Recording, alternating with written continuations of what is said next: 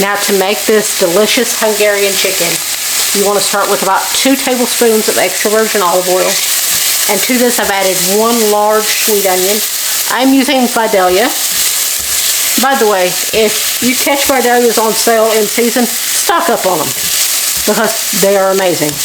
Now you want to saute them with some salt and pepper until they're starting to get nice and translucent. Alright, now while Angela Kay is finishing up prepping for this delicious, I'm talking a delicious meal, okay? I'm gonna come here and grab these green bell peppers to use. Now she's not gonna use them all in this recipe, but she's gonna use a handful of them. And this is called Emerald Giant. Okay, this is Emerald Giant pepper. Now they will get bigger than this, to be honest with you. We're just trying to get these off early, get them off the plants a little bit early to give all the others a chance to grow. It's just going to help the energy go straight to growing more peppers as opposed to just trying to get these really stinking big. But that's a beautiful green bell pepper. We're going to grab that one, a few others here. But look at these beautiful peppers, straight from the garden and straight onto the table. Now we are going to add about 5 cloves of garlic that I have minced up. Now you don't want to put that in when your onion first starts because your garlic will brown and start to burn. So you want to put it in when your onion is almost done. And it instantly becomes fragrant. This instantly smells amazing. Now your garlic is starting to smell nice and fragrant, so now we'll add the next step. We have about 4 to 5 cups of garden tomatoes just chopped roughly, and about 2 cups of fresh green bell peppers chopped roughly too. Now you want to add all this in. You need a deep saute or a very large skillet. You need something very deep for this. This is going to cook down. It looks like you could. Okay. This looks like a lot of food. It's going to cook down a lot because this is going to make essentially like a sauce. And so you want it to cook down. Now I did not peel my tomatoes. Tomato skins don't bother me. If you have trouble with tomato skins, go ahead and peel them. Now you want to start seasoning this up really nicely now. Because tomatoes and peppers do not come from the garden seasoned. So I'm going to season it up really nicely with some salt and pepper. Now let me tell you a little backstory with this. While I'm seasoning this and stirring it up really good, I started making this particular recipe when I was just a teenager. I have been into cooking. Cooking has been my passion for many years. I would say I cooked my first family dinner for my family when I was probably 10 years old maybe. And I've never chose anything simple. When I was 10 years old and wanted to make a family dinner, it wasn't tacos or something like that. No. I wanted to make stuffed manicotti. And that's what I did too. But I know this is going to show my age, but oh well. I got this recipe. My mom used to watch, I don't know if any of you remember the Home Show. She used to watch the Home Show all the time. And they had Zsa Zsa Gabor on there. I don't know if any of you remember Zsa Zsa Gabor. But they had her on there, and she made this dish. It's basically a Hungarian farm country dish that you just utilize what you've got in the garden. And my mom always grew a huge garden. Always had lots of tomatoes, lots of peppers. So I declared that I wanted to make this. Well, I didn't have a recipe for it. I just watched very carefully what she did and guessed the rest of it. Well, everyone adored it. And it slowly morphed into being that my mom would even ask me to fix it for her birthday supper when I was just a teenager, because it was so well loved.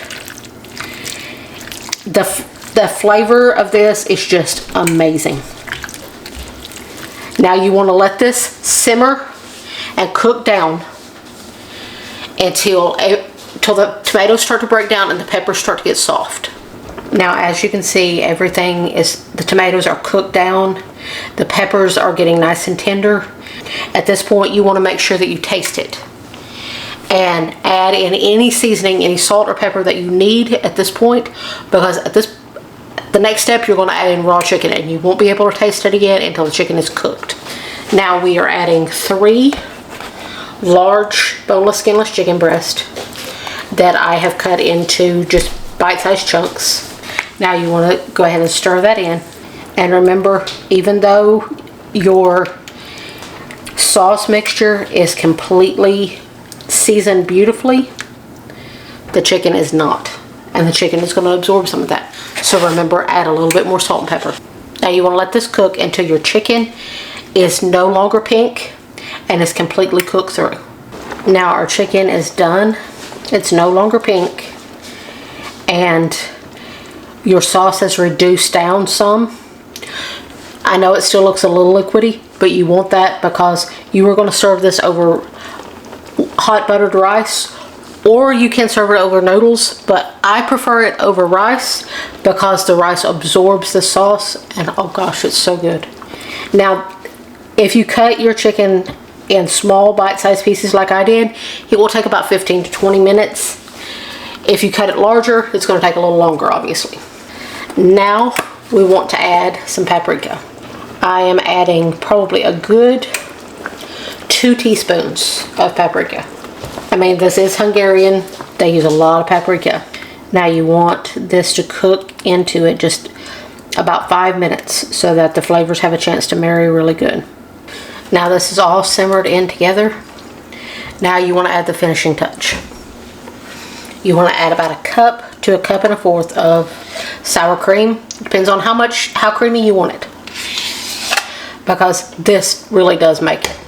You want to do this with the heat off because you don't want your sour cream to curdle. So you want to turn your heat off and let it melt in by the heat that's already in the dish. This is what it looks like after the sour cream melts in. It's so creamy and delicious. Now this is the way we serve it. I am serving it in pasta bowls. You can serve it in bowls or on plates or whatever. I just put a large portion or small portion, depends on how you eat, of hot buttery rice. And you just want to scoop some of this over. Now we use jasmine rice too, in case, I mean, yes, I use jasmine rice. It's much more fragrant, much better. And you put a large portion over it. That way you want to get a lot of that juice. Your rice will absorb all that juice and it's amazing. Look at that beautiful bowl of deliciousness. Now that's probably fairly hot. I'm gonna have to blow on it probably for just a second because I don't like to burn my mouth when I eat, then be in pain when I eat. So let's just be careful, right? No, I didn't blow on it. It's okay, it's so good. Fantastic. It's so full of flavor. And just a beautiful fresh flavor melted together, all making just this cohesive, tasty dish that tastes like Angela K's always cooked. No, again, known for 23 years, and that dish has always been there. It's so tasty and delicious, and it's really the best with garden fresh vegetables. Now, obviously, you can go to the store, buy what you need, whatever, it doesn't matter, but those fresh tomatoes and fresh peppers really make that such a delicious dish. And you know what? Angela K always has, and still can, really stinking cook, y'all.